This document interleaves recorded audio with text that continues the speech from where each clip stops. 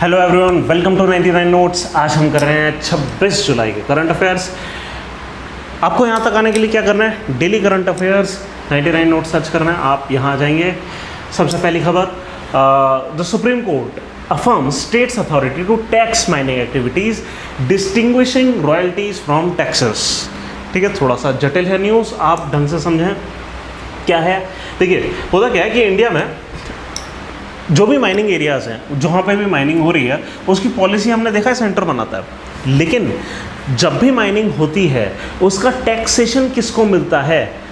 जो भी land lease करा गया है उसका रॉयल्टी किसको मिलेगा? वो मिलता है स्टेट को। ठीक है, आप समझेंगे। पॉलिसी बेशक सेंटर बनाए, ठीक है, हो सकता है सेंटर ब्लॉक्स भी बांट दे कि इस इलाके में इस व्यक्ति को माइनिंग की राइट्स मिलेंगी, इस इलाके में इसको मिलेंगी, सब कुछ कर दे सेंटर। लेकिन उन सब के ऊपर अब स्टेट, देखो इंडिया के अंदर होता क्या है कि लैंड स्टेट का सब्जेक्ट है। तो जब भी कोई ऐसी लीजिंग एक्टिविटी होगी तो स्टेट के पास उसके वो राइट होगी कि वो लैंड उठाकर किसी प्राइवेट प्लेयर को दे दिया जाए। जब ये लैंड लीज करा गया है, जब लीज करा गया है, इसके अगेंस्ट, इसके एवज में रेंट कुछ लिया जाएगा, इसको हम कहेंगे रॉयल्टीज़। ठीक है, प्लस वहाँ पे माइनिंग एक्टिविटी होती है। माइनिंग जो है वो एक स्टेट सब्जेक्ट है। यहाँ पे दिया है कहीं, देखिए क्या लिखा हुआ है कि the supreme court held that states can tax mineral, ये छोड़ दीजिए, हाँ, under entry 50 of the state list which grants exclusive state powers over mineral right taxes. ठीक है, तो क्या है कि एक मतलब एंट्री 50 है स्टेट लिस्ट की, वो ये कह रही है कि भाई स्टेट के पास पावर है उस पर टैक्स भी लगाने की, यानी कि रेंट भी लेंगे और जो माइनिंग एक्टिविटी हुई उसके ऊपर टैक्स लगाना है नहीं लगाना है वो सब कौन डिसाइड करेगा? वो स्टेट गवर्नमेंट डिसाइड करेगी। अब हो क्या रहा था कि मतलब ये एक केस आया था, काफ़ी पुराना केस है, इनफैक्ट लॉन्गेस्ट स्टैंडिंग केस है आज तक का सुप्रीम कोर्ट का, 9 जज कॉन्स्टिट्यूशनल बेंच का।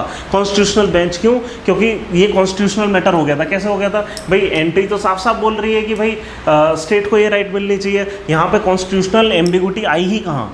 आई ऐसे कि सेंटर ने ये बोल दिया था 25 साल पहले कुछ, और ये था तमिलनाडु का आई थिंक केस था, मिनरल एरिया डेवलपमेंट अथॉरिटी शायद तमिलनाडु की थी, और स्टील अथॉरिटी ऑफ इंडिया, इन दोनों के बीच में एक क्लैश हुआ था। और क्लैश इस तरीके से हुआ था कि सेंटर की अथॉरिटी है steel authority of India. Clash ये था कि सेंटर ने ये कहा था कि रॉयल्टीज़ टैक्स ही होते हैं और रॉयल्टीज़, टैक्सेस के अलावा अलग से रॉयल्टीज़ नहीं होनी चाहिए, या रॉयल्टी के अलावा अलग से टैक्स नहीं होना चाहिए जो स्टेट गवर्नमेंट लगाए। ठीक है, और इसके बाद क्या है कि ये मतलब 1957 में mines and mineral development regulation act था। ठीक है, ये जो लीजेस थी उन्होंने कहा था कि भाई लीज के ऊपर रॉयल्टीज़ पे होंगी जो स्टेट गवर्नमेंट बजा रही है, इसके अलावा अलग से कोई टैक्स ना हो। ठीक है, अब इन्होंने कहा क्या है, और और क्या कहते हैं, ये चीज़ कई डिसीजंस में आई क्या कि जैसे सुप्रीम कोर्ट ने 1989 में इंडिया सीमेंट केस में ये बोला था, decision initially deemed royalties at taxes a position challenge and revisited over the years. ठीक है, तो सबसे पहले इन्होंने ये दिया, इसके ऊपर फिर पिटिशंस लगे जो कॉन्स्टिट्यूशनल बेंच में आया, और ये क्या कह रहे थे कि भाई स्टेट रॉयल्टीज़ भी ले रही है, टैक्सेस भी ले रही है। ये क्या मतलब हुआ? रॉयल्टीज टैक्सेस एक ही चीज़ है, स्टेट गवर्नमेंट ही ले रही है ना, टैक्स है। ठीक है, तो टैक्स है तो और ज़्यादा कुछ नहीं लगा सकते, इतना आप लगा सकते हैं। फिर 2004 में state of West Bengal versus Kesoram industries कुछ था, clarified that royalties are not taxes, correcting the typographical error from India cement decision. और फिर वो 9 जज बेंच पर आया था, और अभी क्या कहा गया है?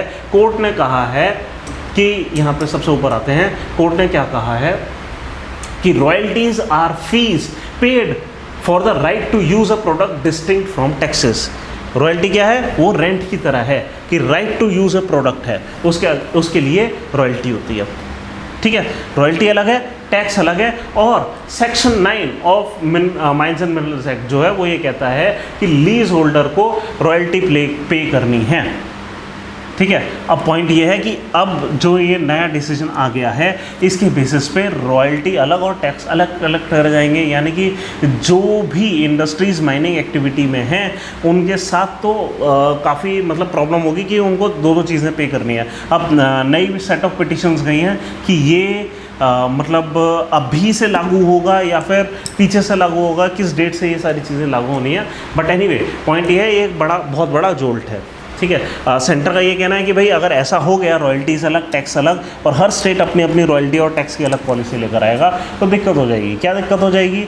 ये कि सेम ही मिनरल के लिए अलग अलग जगह पे अलग अलग रेट हो रहे हैं, और उससे होगा क्या, और कई बार ऐसा होता है कि जो माइनिंग एरियाज़ होते हैं वो क्रॉस बाउंड्री होते हैं, तो जो कंपनीज़ हैं उनके लिए काफ़ी दिक्कत हो जाएगी किस तरीके से माइनिंग करें। बिजनेसेस के लिए दिक्कत हो जाएगी, उन्हें हर स्टेट की अलग अलग पॉलिसी पढ़नी पड़ेगी in order to do their business. ठीक है, तो यही है। तो मेजॉरिटी डिसीजन ये कह रहे हैं कि royalties are not taxes. The majority ruled that royalties are payment based on specific contract between lease holder and lessor. ये टैक्स नहीं होते हैं, और टैक्स जो है, टैक्स का मतलब क्या है, वो पब्लिक पर्पज सर्व करते हैं, वाइल रॉयल्टीज़ क्या है, वो खाली लेसर को, जो कि लैंड लीज पे दे रहा है, लेसर को खाली कंपनसेट कर रहे हैं कि उन्होंने अपनी कुछ राइट्स दे दी हैं। ठीक है, इसमें कुछ डिसेंडिंग ओपिनियन आया है, 8-1 का ये डिसीजन है, 8 लोग ये बात बोल रहे हैं। एक व्यक्ति जस्टिस नागरत्न कह रहे हैं कि argued that royalties should be considered taxes to maintain uniform mineral development. वो ये कह रहे हैं कि ऐसा है कि पूरे देश में मिनरल डेवलपमेंट एक जैसा रहे, बस इसलिए हम ये चाह रहे हैं टैक्सेस वगैरह एक जैसे ही रहें। And she believe the MMDRA's purpose would be undermined by allowing state to impose additional levies। ठीक है, और she also contented that MMDRA denoted states taxing powers post enactment। तो ठीक है, MMDRA ने करा क्या, ये जो 1957 में एक्ट आया था, इसने स्टेट की कुछ पावर ले ली ये इन्होंने, लेकिन फिर माना है। ठीक है, बस यही है, आगे चलते हैं।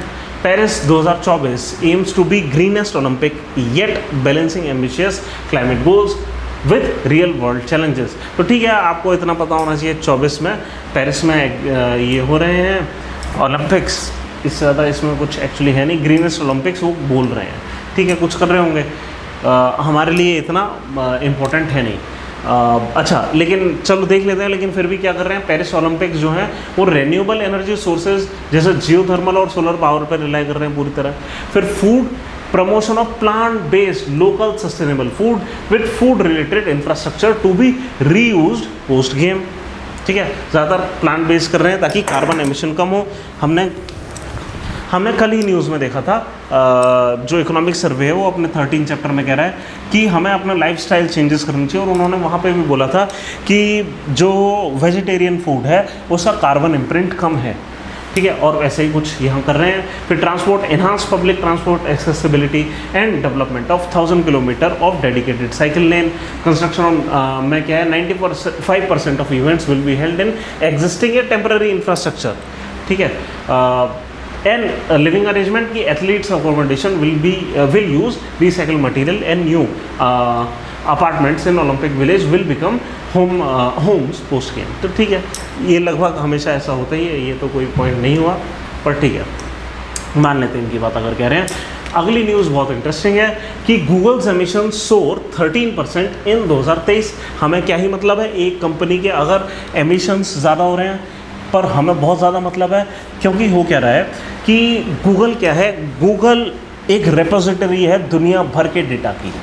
ठीक है, कि जब भी हम गूगल पे सर्च करते हैं, कहीं ना कहीं वो सर्वर पे क्लिक करता है, वो अपने डेटा से उठाकर कोई चीज़ उठाकर आपको दे देता है। ठीक है, ये होस्ट भी है कई सारे वेबसाइट्स का। इनके जैसे हम क्लाउड सर्विसेज भी हैं, हमारा डेटा जैसे गूगल ड्राइव पे स्टोर होता है ना, तो क्लाउड सर्विसेज भी ये देते हैं। कहने का मतलब है इनके डेटा सेंटर बड़ी चीज़ है। अब पॉइंट ये है, और जब से AI आया है, कल की न्यूज़ अगर आपको याद होगी, हमने GPU पे कुछ बात करी थी।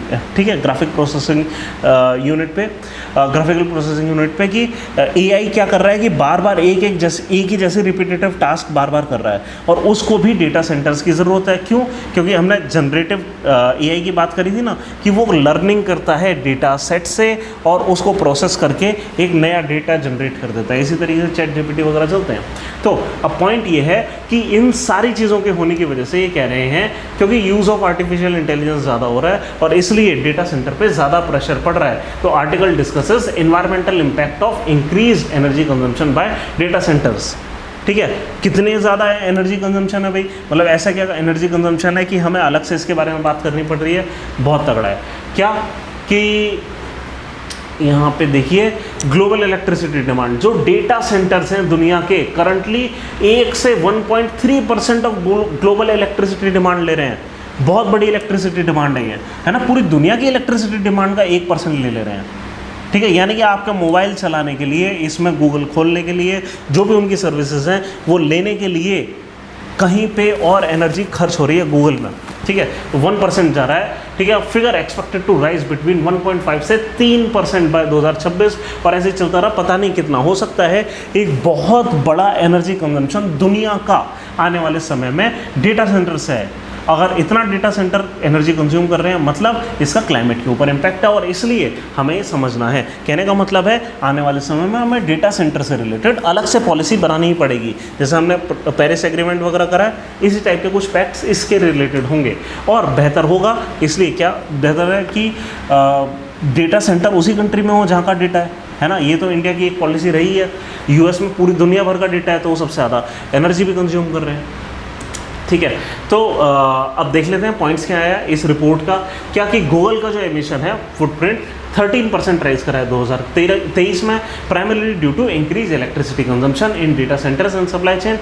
एनर्जी कंजम्पशन किस वजह से बढ़ा है? क्योंकि एआई की वजह से। एआई टूल क्या है, जैसे जीपीटी और ये सब can use 10 to 33 times more energy per query compare to standard Google search. क्योंकि गूगल सर्च क्या करता है, सिंपल एक एल्गोरिदमिक सर्च करता है, और जहाँ पे उसको लगता है कि इस क्वेरी से रिलेटेड डेटा है, उन वेबसाइट को उस रैंकिंग के हिसाब से डाल देता है। लेकिन जब जीपीटी पे सर्च होता है, जनरेटिव प्री ट्रेन ट्रांसफॉर्मर, ठीक है, तो ये क्या करता है, प्री ट्रेनिंग होती है ना इसकी, ये बहुत सारे डॉक्यूमेंट्स को पढ़ता है, और उसके बाद उसमें से छान के एक इन्फॉर्मेशन निकालता है, जनरेट करता है। तो वो क्या है, वो हाइपर सर्च हो गई एक किस्म की, वो बहुत ज़्यादा एनर्जी लेगी, 33 टाइम तक ज़्यादा एनर्जी ले सकती है।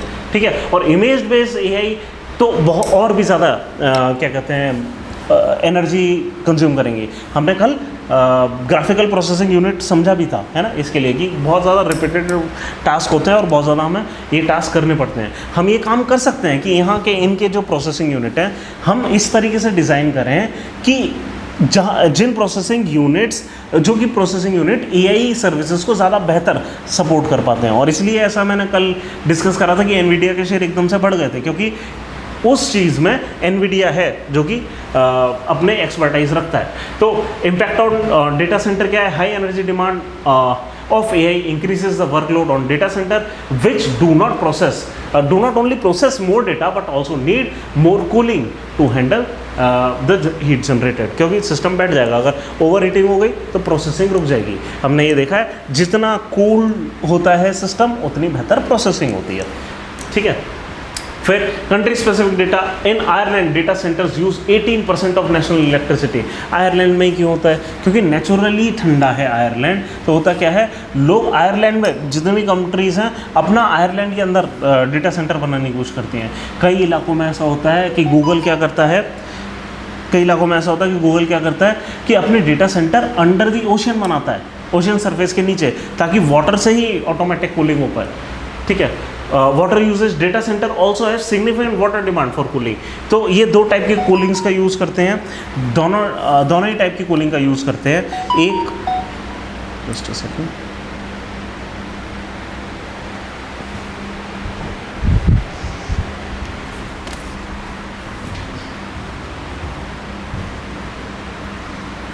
तो दो टाइप की कूलिंग होती हैं। एक तो होती है एवापोरेटिव कूलिंग। ठीक है, एवापोरेटिव कूलिंग जैसे हमारा डेजर्ट कूलर करता है कि उसमें हम पानी भरते हैं, और वो जो उसकी ग्रेड फिन्स होती हैं उसको गीला करा जाता है, फिर उससे हवा को प्रेशराइज करा जाता है, खींचा जाता है उसके थ्रू हवा को, तो एवेपोरेशन का रेट तेज़ हो जाता है। एवेपोरेशन अपने आप में कूलिंग इफेक्ट देता है। तो एक तो होती है एवेपोरेटिव कूलिंग, और दूसरी कंप्रेसर बेस्ड कूलिंग होती है कि हमने एक कूलेंट लगाया एसी में, नॉर्मली एयर कंडीशनर में, उसको कंप्रेस करा गया, ओवरहीट करा गया, वो हमने आउटडोर यूनिट पे भेजा, उसकी हीट को बाहर छोड़कर आ गए, और जब ये अंदर आए कूल होकर आई है यार, है ना। तो इस टाइप की कूलिंग, तो ये दो टाइप की कूलिंग है। अब ये क्या है कि वाटर कंजम्पशन, यहाँ पे दोनों टाइप की कूलिंग को मिला दिया जाता है। बेहतर सिस्टम्स जो लार्ज स्केल पे सिस्टम चलते हैं कि कूलिंग के लिए, वो इसी तरीके से काम करते हैं कि एवेपोरेटिव कूलिंग और कंप्रेशन बेस्ड कूलिंग दोनों को मिला दिया जाता है। तो अब क्या है कि वो, अब इसमें कहने का मतलब है कि हमारे नॉर्मल कूलर इतने पानी ले लेते हैं, तो ये कितना पानी लेते होंगे। तो data centres are significant water demands for cooling. For example, a centre in Iowa serving open AI's ChatGPT-4 consumed 6% of district water supply in July 2022। पूरे डिस्ट्रिक्ट की 6% वाटर सप्लाई ओपन AI ले रहा है, ठीक है। फिर future implication, increasing deployment of AI in India will likely lead to, अब हमें इससे क्या सीखना है, ये सारी चीज़ें हमें भी फेस करनी होंगी, हमें भी बिजली देनी होगी उसको इतनी, ठीक है, हमें भी ये काम करना पड़ेगा, इतना पानी इसमें लगाना ही पड़ेगा। तो हम कहाँ करेंगे ये काम।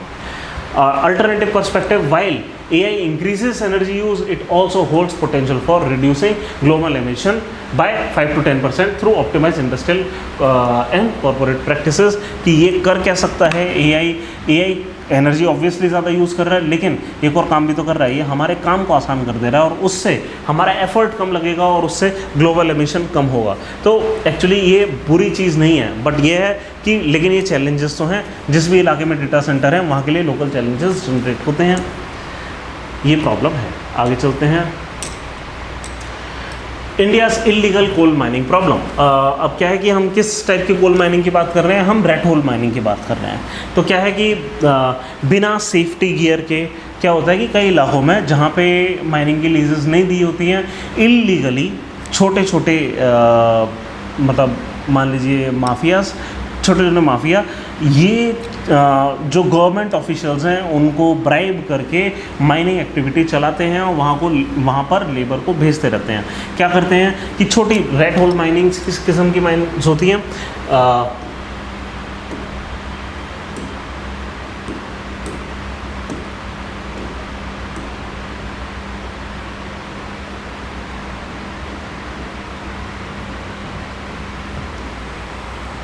तो रेड होल माइन्स किस किस्म की माइन होती हैं, मान लीजिए पहाड़ है कोई, ठीक है, यहाँ पे एक छोटा सा केव टाइप का बनाया और अंदर पहाड़ के अंदर कई सारे सुरंगें खोद दी, ठीक है, और इसमें लोग क्रॉल करके अंदर जाएंगे, खोद कर सामान लेकर बाहर आएंगे, ठीक है। इस टाइप की कुछ रेड होल माइनिंग्स होती हैं। अब क्या है कि हुआ क्या है, जुलाई 13 पे 3 वर्कर डाई हो गए आउट ऑफ एस्फिक्सिएशन, यानी कि सांस नहीं आई, बाहर से मुंह बंद हो गया होगा। और वैसे भी ये इतनी डीप माइंस होती हैं कि हवा वैसे भी नहीं आती है। जो नॉर्मल स्टैंडर्ड तरीके हैं कि माइन के अंदर हवा को पंप, फ्रेश एयर को लगातार पंप करा जाए, वो वाले तरीके यहाँ पे फॉलो नहीं होते हैं, है ना। तो is an illegal coal mine in Gujarat Sundarnagar Surendranagar district. The workers were not provided with safety gear including helmet, mask or inhaled toxic gas in the mine. The incident highlights risk and consequences of illegal mining obviously, ठीक है। ऐसे कई सारे और events भी हुए हैं कि जून 2023 में 3 पीपल इंक्लूडिंग ये धनबाद में मर गए थे, और फिर एटलीस्ट 3 पीपल पश्चिम बर्धमान डिस्ट्रिक्ट में मर गए थे, वेस्ट बंगाल में। तो ठीक है, ये सारी चीज़ें हैं। इसके ऊपर हमारे पास कुछ लीगल फ्रेमवर्क है। Coal mines nationalisation act of 1973 एक सेंट्रल लेजिस्लेशन है जो कि एलिजिबिलिटी बताता है कि कहाँ पे कोल की माइनिंग होगी। बस यही चीज़ है और ज़्यादा कुछ है नहीं, ठीक है। आगे चलते हैं। PM to visit Kargil on the occasion of 25th Kargil Vijay Diwas. तो 26 जुलाई को कारगिल विजय दिवस होता है, तो इसके लिए जो मोदी जी हैं वो क्या कहते हैं, ये होमेज पे करने जा रहे हैं। ये एक अच्छा अपॉर्चुनिटी है कि हमें पता होना चाहिए कि कारगिल वॉर में हुआ क्या था, कि सर्दियों के दिनों में उस ज़माने में जो दोनों आर्मीज़ थी, इंडिया और पाकिस्तान की आर्मीज़, वो हायर पिक्स को छोड़ के नीचे लोअर ग्राउंड्स पे रिसीड कर जाती थी। हुआ ये कि 1998 में वो उन्होंने रिसीव नहीं करा पाकिस्तानी आर्मी ने, और वो ऊपर ही पोजीशंस बनाकर बैठ गए। और जब इंडियन आर्मी गर्मियों में वापस ऊपर आई तो हमने देखा कि हमारी की स्ट्रेटेजिक पोजीशंस हमने लूज़ कर दी हैं, और उसके बाद गर्मी भर वॉर चला, और लगभग 26 जुलाई के आसपास तक आते आते हम ये जब वॉर कंप्लीट हुआ हमारे लगभग शायद 1000 सैनिक मारे गए थे, ठीक है। लेकिन हमने वो जितना भी हमारा जो LOC था, लाइन ऑफ कंट्रोल प्रीवियसली, जहाँ तक जो कि एक सीज फायर लाइन थी, जहाँ तक हमारा लीगली अधिकार था, हमने वो सारी चीज़ें ले ली थी, ठीक है। ठीक है, तो 26 जुलाई पे होकर आएंगे। 26 जुलाई है आज, यानी आज होकर गए होंगे। फिर after that PM will also carry out first blast of Shinkula tunnel project. अब शिंकुला प्रोजेक्ट टनल प्रोजेक्ट है क्या, यहाँ पर एक मैं मैप बना देता हूँ छोटा सा, ये कहाँ हुआ है।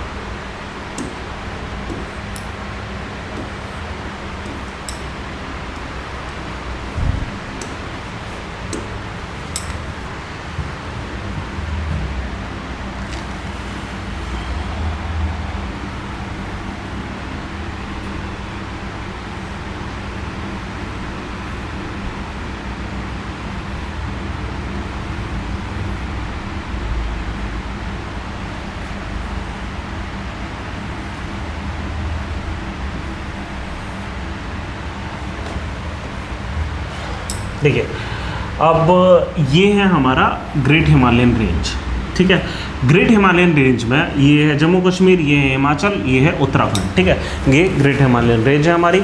अब यहाँ पर क्या है, यहाँ पे एक जास्कर रेंज आती है, ठीक है। जास्कर रेंज के ऊपर ये एक पास है, शिंकुला पास, जो जिसके ऊपर की न्यूज़ आई है हमारी।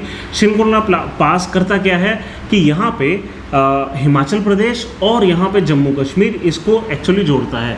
ये यहाँ से यहाँ पर हेमिस नेशनल पार्क एक आता है, इसको जोड़ेगा। और यहाँ पे लाहौल एक डिस्ट्रिक्ट है, लाहौल और स्पीति डिस्ट्रिक्ट्स हैं हिमाचल प्रदेश के, उनको जोड़ेगा। तो कहने का मतलब है मेन हिमाचल प्रदेश से ट्रांस हिमालयन जो सेक्टर है उस इलाके को जोड़ लेगा, ताकि हमारी जो मूवमेंट है आर्मी की, ट्रूप्स की, वो और बेहतर हो पाए, हम तेज़ी से मूवमेंट कर पाएँ। तो एक तो ये काम होगा, हम उस इलाके को जोड़ पाएँ, और दूसरा हिमाचल प्रदेश के डेवलपमेंट के लिए भी अच्छा है, क्योंकि ट्रांस हिमालयन सेक्शन जो हिमाचल प्रदेश का है, लाहौल स्पीति जो डिस्ट्रिक्ट्स हैं, वहाँ पर डेवलपमेंट का रेट उतना अच्छा नहीं है जितना कि बाकी हिमाचल में है। तो ये है क्या, ये सिर्फ और सिर्फ 1 किलोमीटर लंबी टनल है, ट्विन ट्यूब टनल है, एक साइड से जाएगी एक साइड से आएगी। To be constructed at an altitude of 15,800 feet, ठीक है। तो लगभग 5,000 मीटर की ऊंचाई पर है, अच्छी खासी ऊंचाई है। On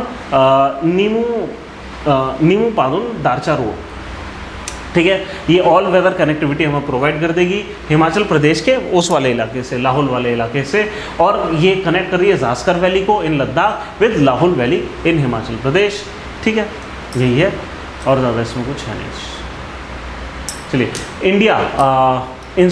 India's installed capacity installed nuclear power capacity to triple by 2031-32। तो ठीक है, ऐसा कुछ कहा जा रहा है कि 21 हमारे पास यहाँ पे लिखा होगा कहीं, एट प्रेजेंट 21 रिएक्टर्स हैं इंडिया में, जिनकी टोटल कैपेसिटी 15,300 मेगावाट है, यानी कि 15.3 गीगावाट है, जो कि अभी NPCIL यानी कि nuclear power corporation of India के under various stages of implementation में है। इनमें से कई जगहों पे, जैसे काकरापारा हो गया, गोरखपुर हरियाणा वाला, ना कि यूपी वाला, वहाँ पर हैं 4 प्लांट। कुडानकुलम में रशिया की मदद से हमने 6 प्लांट बनाए हैं। तो ये सारे रिएक्टर्स अभी इतना दे पा रहे हैं, और हम क्या कर रहे हैं, फ़िलहाल की जो प्रेजेंट इंस्टॉल कैपेसिटी है ये इंक्रीज़ कर जाएगी 2031-32 तक 22.48 गीगावाट, यानी कि 22.22 गीगावाट, ठीक है। और ये कैसे करेंगे, ऑब्वियसली हम फ्रांस की मदद से, रशिया की मदद से और पावर प्लांट्स धीरे धीरे बढ़ा रहे हैं। एक बार हमारे पास set number of power plant हो गए, यहाँ का जो वेस्ट प्रोडक्ट है इनकी मदद से हम एक और चीज़ एम कर रहे हैं कि हम second generation and third generation भी पावर प्लांट बनाएं, और इवेंचुअली इंडिया के अंदर दुनिया का 25% थोरियम है, हम उस थोरियम का यूज़ करके इनके वेस्ट प्रोडक्ट के साथ हम थोरियम को यूज़ कर सकते हैं। प्लूटोनियम के साथ थोरियम यूज़ होता है, ठीक है, इसका वेस्ट प्रोडक्ट निकलेगा जो, ठीक है। इतनी ही है ये news. Discovery of lithium resources in Mandya and Yadgiri districts Karnataka.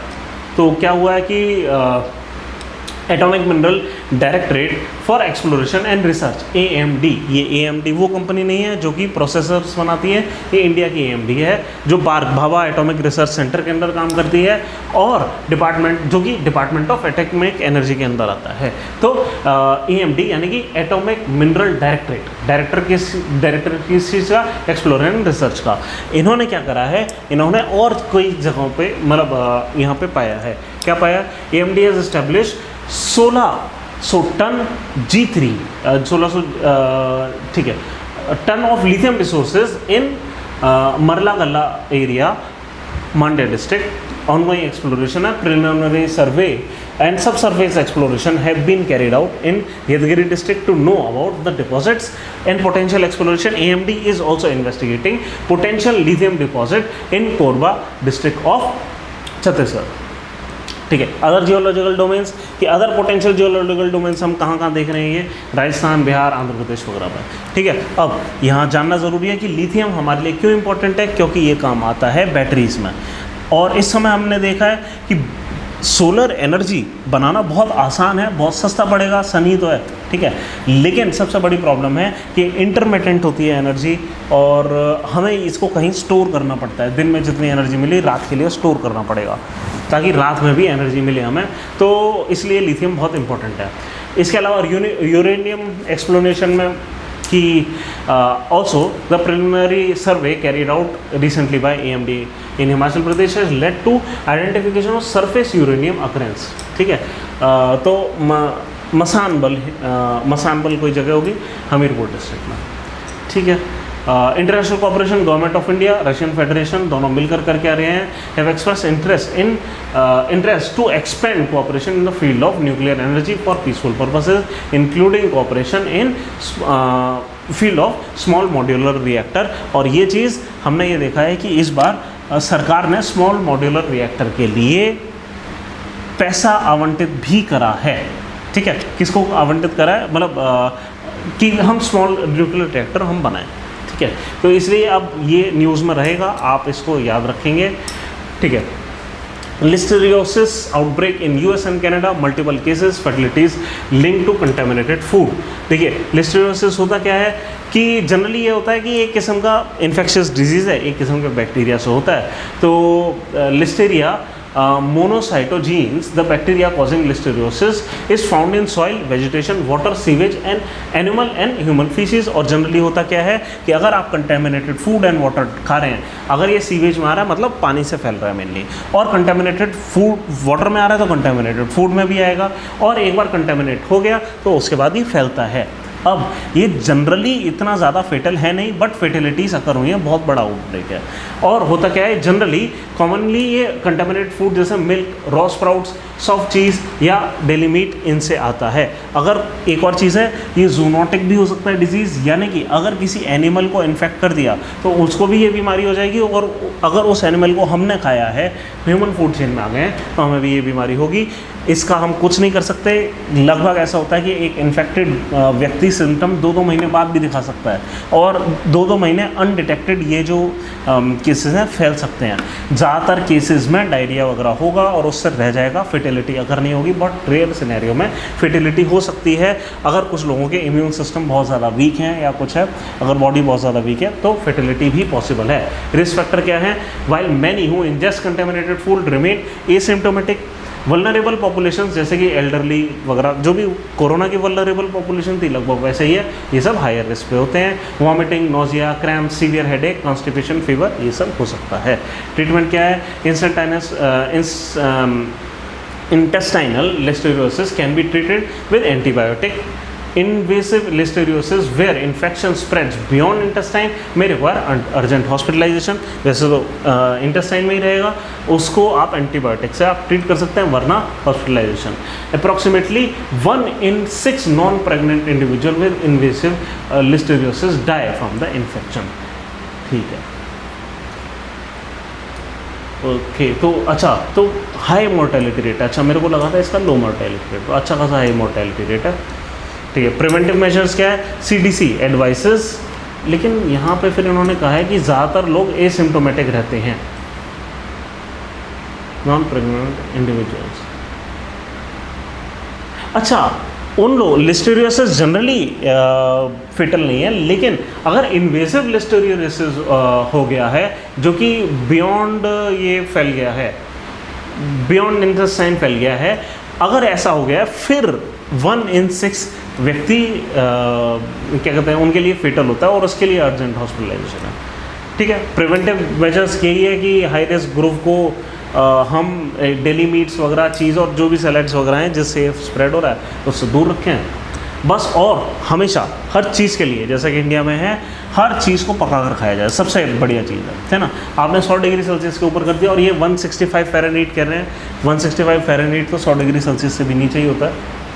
ठीक है, यहाँ तक हम किसी चीज़ को पका देंगे तो सारे जो माइक्रो ऑर्गेनिज्म वो मर ही जाएंगे।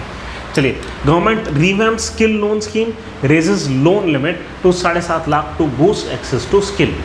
ठीक है, तो देख लेते हैं क्या कह रहे हैं कि अबाउट स्किल लोन स्कीम। एक स्किल लोन स्कीम 2015 में आई थी, तो ये करती क्या थी, इंस्टीट्यूशनल क्रेडिट यानी कि बैंक का क्रेडिट देती थी तो individual pursuing skill development courses aligned with national occupation standard and qualification pack. यानी कि अगर कोई मान लीजिए डिग्री कर रहा है, बीटेक कर रहा है, एमबीबीएस कर रहा है, स्किल की डिग्री है या और कोई स्किल से रिलेटेड कोई काम कर रहा है, तो क्या करते थे ये यहाँ पे एक क्रेडिट मिल जाता था बैंक के थ्रू।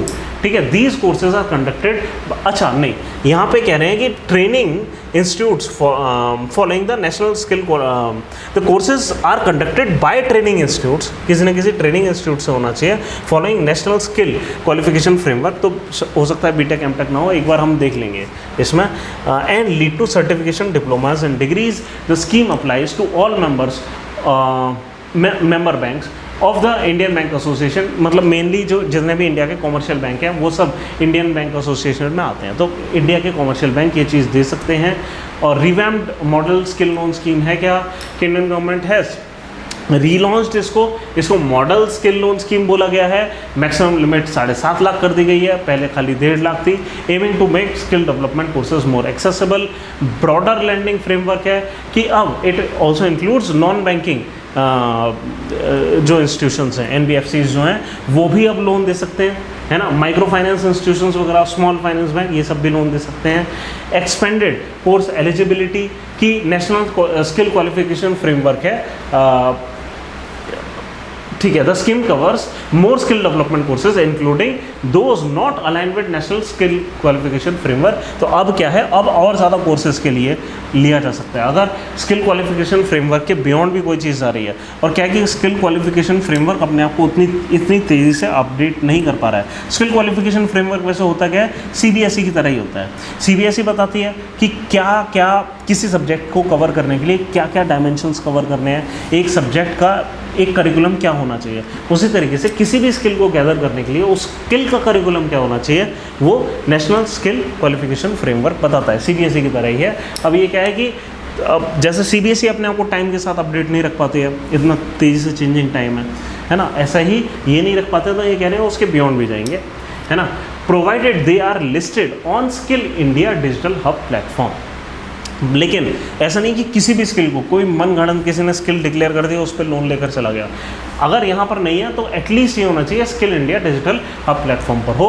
रैशनल फॉर चेंजेस कि previous versions of the skill had low Uptake. ठीक है, खाली इतने ही करोड़ रुपए गए थे और खाली इतने ही बोरोवर आए थे, जबकि इंडिया की इतनी बड़ी पॉपुलेशन है और कितने सारे लोगों को स्किल्स की ज़रूरत है, करोड़ों लोगों को स्किल्स की ज़रूरत है। ये तो कोई नंबर ही नहीं हुआ, ये तो ऑलमोस्ट फेलियर हो गया स्कीम का। तो गवर्नमेंट विजन क्या है कि हम ब्रॉडर विजन के साथ अलाइन कर रहे हैं कि हमारा जो देश है वो मतलब स्ट्रेटेजिक स्किल डेवलपमेंट हो हमारे देश में, है ना। नई कोडिंग की स्किल्स की ज़रूरत है लोगों को, तो एआई की स्किल्स की ज़रूरत है, वो सब आए।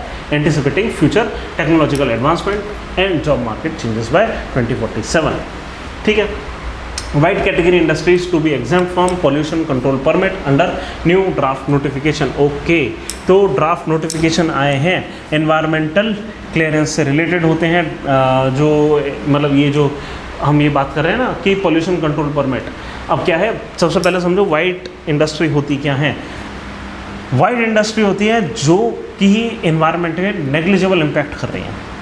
ठीक है, अगर ऐसी कोई इंडस्ट्री है जो जिसका कि एनवायरनमेंट पे नेग्लिजिबल इम्पैक्ट है, वो वाइट इंडस्ट्री हो गई। तो अब जैसे बिस्किट मेकिंग वाली कंपनी है, जनरली क्या करती हैं ये कंपनी, आटा लेती हैं, चीनी लेती हैं, उसको घोलती हैं, उसको बेक करती हैं और पैक करती हैं, दे देती हैं, इसमें वेस्ट प्रोडक्ट बहुत कम निकलता है। तो ऐसी हो गई ये क्या कहते हैं इसको, वाइट कैटेगरी कंपनी। ठीक है, तो हमने अब ये नया नोटिफिकेशन आया है कि white category industries which are considered non polluting from requiring prior pollution control permit. मतलब क्या है कि इन्वायरमेंटल इम्पैक्ट असेसमेंट वगैरह या पोल्यूशन कंट्रोल की परमिट की ज़रूरत होती है, इनको नहीं है। ये अपने इंडस्ट्री बना लें, बाद में इंस्पेक्शन करी जा सकती है कि पोल्यूशन हो रही है। ठीक है, instead these industries would only need is to self declare their operations. The draft changes aim to streamline regulatory processes.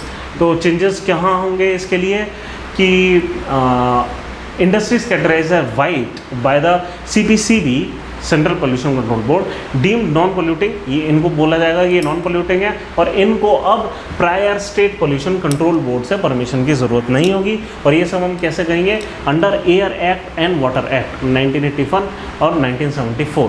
ठीक है, और इनको किन कैटेगरीज में डाला जाएगा, consent to establish and consent to operate, दो कंसेंट्स इनको दे दी जाएंगे। ड्राफ्ट नोटिफिकेशन क्या है कि environment ministry has issued draft notification proposing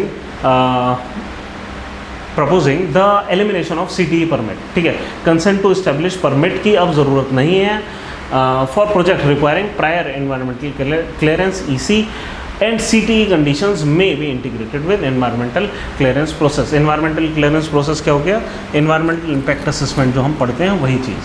ठीक है, तो ये है। ठीक है, करंट रिक्वायरमेंट क्या है कि CTE and CTO are required before the construction. अब क्या है कि सेल्फ डिक्लेरेशन होगा, यानी कि एग्जाम्प्ट इंडस्ट्री मतलब वाइट इंडस्ट्री जिसको हम बोल रहे हैं, must inform state pollution control boards of their operations through self declaration rather than seeking formal permission. वो खुद बता देंगे हमने ये बना दिया है, फॉर्मल परमिशन लेने की ज़रूरत नहीं है, CTE CTO लेने की ज़रूरत नहीं है। और public feedback, environmental impact assessment आपने पढ़ा होगा, क्या सबसे पहले स्क्रीनिंग होती है, फिर स्कोपिंग होती है, फिर पब्लिक कंसल्टेशन होता है। स्क्रीनिंग मतलब इस इंडस्ट्री को ज़रूरत है भी एनवायरमेंटल इम्पैक्ट असेसमेंट की या नहीं। फिर स्कोपिंग होता है, अगर है ज़रूरत तो हम पहले ये देखेंगे किस किस चीज़ों को नुकसान पहुंचा सकती है, तो हम उन एरिया पे फोकस करेंगे, यानी कि water environment, air environment, land environment, soil, जो कुछ भी है। ठीक है, फिर हम ये देखते हैं और फिर हम पब्लिक कंसल्टेशन करते हैं कि भाई लोगों से बात करते हैं, तुम्हारे इलाके में ये इंडस्ट्री आ रही है, बताओ क्या करा जाए। ठीक है, जब लोग अपने कंसर्न्स रख देंगे, उनको देखा जाएगा, फाइनली अप्रेजल होगा। फोर्थ स्टेप होता है अप्रेजल। अब ये कह रहे हैं जो थर्ड स्टेप है, open for public comments and objection for 30 days. Public feedback होगा, एक बार सेल्फ डिक्लेरेशन कर दी किसी ने तो पब्लिक फीडबैक फिर भी होगा। तो ये बहुत अच्छी चीज़ आई है। ठीक है, कहने का मतलब है कि पब्लिक फीडबैक फिर भी इसमें अलाउड है ना, सीधा ऐसे नहीं है, सीधा अप्रेजल। सेल्फ डिक्लेरेशन कर दिया, आप बनाने बैठ जाओ, क्या कहते हैं कंपनी, लेकिन उससे पहले 60 दिन का बस वेट कर लें। तो अब क्या कि इन्वायरमेंटल इम्पैक्ट असेसमेंट अपने आप में 6 महीने ले लेता है वैसे पूरा, यहाँ पे 7 दिन में काम हो जाएगा। एक बड़ी news, Rashtrapati Bhavan halls rename to reflect Indian cultural values and republic ideas. हुआ क्या है कि दरबार हॉल को हमने गणतंत्र मंडप नाम दे दिया और अशोक हॉल को अशोक मंडप नाम दे दिया। मंडप का मतलब हॉल ही होता है। जैसे किसी मंदिर के गर्भगृह के आगे बड़ा सा वरांडा सा होता है, उसको हम क्या बोलते हैं, वो होता है मंडप। ठीक है, जहाँ पे सारी एक्टिविटीज़ होती हैं। तो अब इनको नाम दे दिया गया है मंडप, अशोक मंडप एंड गणतंत्र मंडप। ठीक है, दरबार हॉल को गणतंत्र मंडप, दरबार वैसे एक फारसी शब्द है, तो इन्होंने एक संस्कृत शब्द ले लिया। तो क्या है, ये हमारा अशोक हॉल जिसको अब अशोक मंडप बोल दिया गया है, और ये है दरबार हॉल जिसको अब हम गणतंत्र मंडप बोलेंगे। यहीं पे मेनली स्वेरिंग सेरेमनीज इनिशियल होती हैं, जैसे प्राइम मिनिस्टर वगैरह को अगर स्वेरिंग करनी होती है अक्सर यहाँ पर कर दी जाती है। ठीक है, एनालिसिस ऑफ रीनेमिंग, ठीक है, इसको ये बोल दिया गया, उसको वो बोल दिया गया है। ठीक है, हिस्टोरिकल कॉन्टेक्स्ट। अच्छा, अमृत उद्यान, पहले मुगल गार्डन्स यहाँ पे हुआ करते थे। ठीक है, मुगल्स ने बनाए थे, क्योंकि उसको हमने अमृत उद्यान दे दिया था। बाद में क्या था कि जब ब्रिटिशर्स ने अपना ये बनाया था राष्ट्रपति भवन, वायसरॉय उस समय बना था, तो क्या करा था कि उस मुगल गार्डन को उसका पार्ट बना लिया था। अब उस मुगल गार्डन का नाम अमृत उद्यान हो गया था, और फिर राजपथ का नाम हो गया था कर्तव्य पथ, और इस तरीके से अब अंदर के कुछ नामों को चेंज करा गया है। High level committee approves 3945 crore for disaster mitigation and capacity building projects. Disaster mitigation क्या होता है? डिजास्टर ना हो इसके लिए अगर हमने कोई स्टेप लिए हैं वो होगा disaster mitigation and capacity building project. यानी कि देख ही लेते हैं वैसे क्या कर रहे हैं। देखो 4 मेनली अर्बन एरिया से रिलेटेड प्रोजेक्ट्स ले रहे हैं। ये जो भी स्कीम लेकर आए हैं कि 4 प्रोजेक्ट्स को कराए कि एक तो अर्बन फ्लडिंग प्रोजेक्ट। हमने ये देखा है कि अर्बन एरियाज़ में फ्लडिंग की इंसिडेंट्स बढ़ते जा रहे हैं। क्यों बढ़ते जा रहे हैं?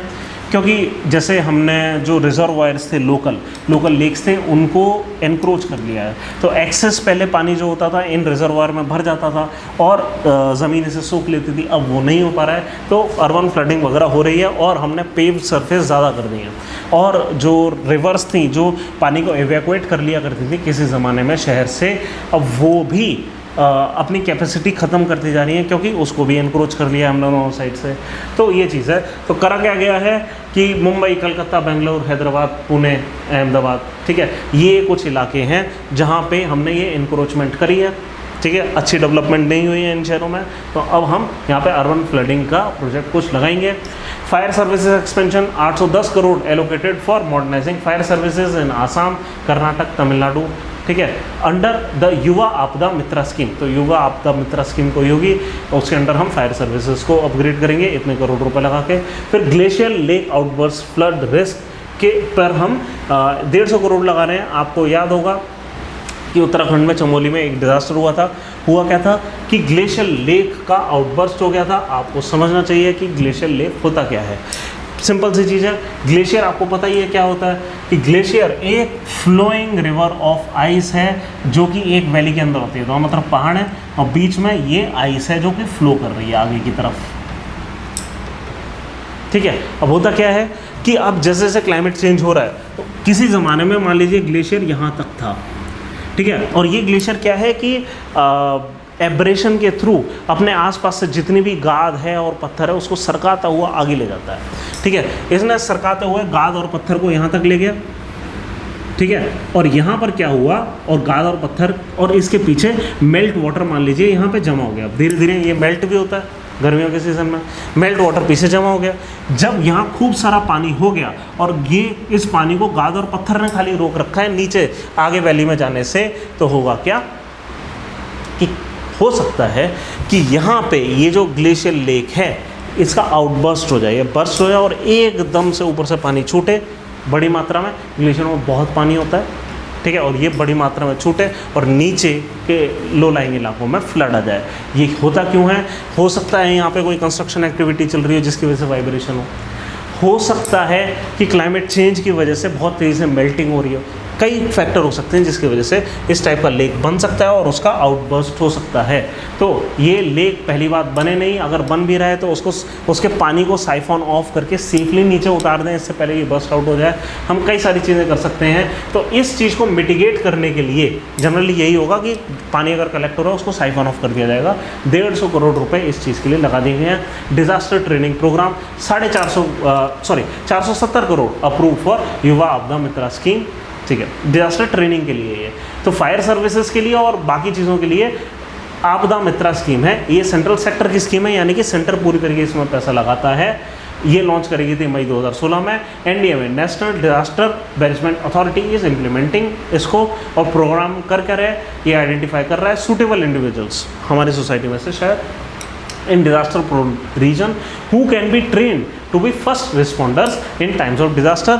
ये लोग अपना अपना काम करें, लेकिन डिज़ास्टर आया तो ये इनको ट्रेन करके रखें सोसाइटी के मेंबर्स को, ये आएँ और मदद करें रिकवरी के लिए। तो एम क्या है, हम कम्युनिटी वॉलेंटियर्स लाना चाह रहे हैं with the skills that they would need to respond to their communities immediate need, है ना। हम इन्हें स्किल देंगे कम्युनिटी वॉलेंटियर्स को जो वॉलेंटियर करना चाह रहे हैं in the aftermath of disaster, thereby enabling them to undertake basic relief and rescue task during emergency situation such as flood हो गया, फ्लैश फ्लड हो गया, अर्बन फ्लडिंग हो गया। इनके पास ये स्किल्स होनी चाहिए। अच्छी स्कीम है। तो training institutions to be implemented empanelled by respective state, ठीक है, टू ट्रेन कम्युनिटी वॉलंटियर्स, किस किस काम के लिए, जैसा फ्लड रिलीफ हो गया, कोऑर्डिनेशन, असिस्टेंस और ये सब।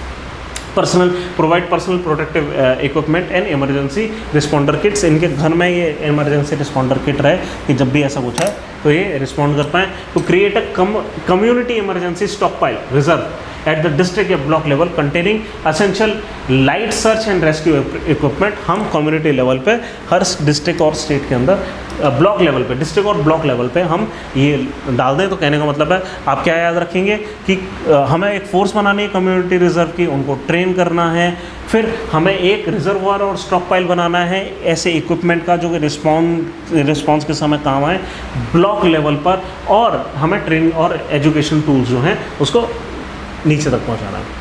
फिर focus on raising employment intensity of growth. अब ये क्या, ये यूनियन बजट के ऊपर था, हमने देखा था कि एमएसएमई से रिलेटेड 4 स्कीम आई थी जो कि ईपीएफओ से रिलेटेड थी कि कोई भी नया व्यक्ति एम्प्लॉय करा जा रहा है तो सरकार क्या है जो अब क्या कि जो कंपनीज़ हैं वो आसानी से किसी को रखती नहीं है, क्योंकि कंप्लायंस बर्डन बढ़ता है कि उनके प्रोविडेंट फंड में पैसा डालना है सैलरी वगैरह के अलावा। तो सरकार कह रही है भाई 3-4 साल के लिए हम डालेंगे वो पैसा, तुम मत डालो, तुम बस नौकरी पर रख लो, है ना। ये कुछ स्कीम है, इसको हम कह रहे हैं employment linked scheme of incentive. 5 ऐसी स्कीम आई हैं, ठीक है। बजट वाला कल परसों वाला लेक्चर है, उसमें आप देख लीजिएगा। चलिए, यही था आज का। Thank you.